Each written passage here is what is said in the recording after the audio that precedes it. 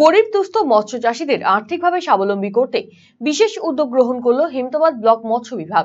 মঙ্গলবার হেমতাবাদ ব্লকে জিওল মাছ বিতরণ করা হয়। সরকারি সহায়তা পেয়ে খুশি মৎস্য চাষীরা। ব্লকের মৎস্য আধিকারিক প্রভঞ্জন সাহা জানিয়েছেন, সরকারি উদ্যোগে এদিন 5 জন আদিবাসী মৎস্য চাষীকে 1200টি করে মাগুর মাছের চারা এবং 25 কেজি করে চুন বিতরণ করা হয়।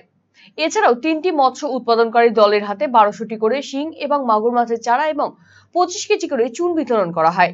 মূলত এই ধরনের জিওল মাছ খুব কম চাষ হয়, বাজারে দামও বেশি, তাই এইসব মাছের উৎপাদন বৃদ্ধি করতেই এই উদ্যোগ। আজকে মূলত 3টি ফিশ প্রোডাকশন গ্রুপ ও 5 জন ট্রাইবাল মৎস্যজীবীর মধ্যে শিং মাগুর মাছের চারা বিতরণ করা হলো। আচ্ছা, ইন্ডিভিজুয়াল যারা আছে মানে ট্রাইবাল মৎস্যজীবী যারা আছে তাদেরকে আমরা আজকে মাগুর মাছের চারা দিলাম 1200 পিস করে এবং 25 কিলো চুন দেওয়া হলো।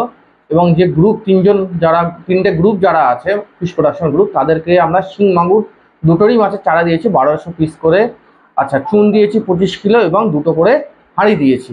উদ্দেশ্য বলতে এই জিওল মাছটা যেহেতু খুব কম চাষ হয় মানে শিং মাগুরটা এবং বাজারে দাম বেশি, সেই কারণে সরকারের তরফ থেকে একটা উদ্যোগ নেওয়া হয়েছে যে যাতে এই মাছটা উৎপাদন বৃদ্ধি পায় এবং আমরা বাজারে একটু সহজলভ্য হয় এবং পাশাপাশি যাতে গরিব যারা মৎস্যজীবী আছে তারা যাতে এই মাছটা চাষ করে নিজের জীবিকা নির্বাহ করতে পারে, সেই কারণে এই মাছগুলো আজকে বিতরণ করা হলো।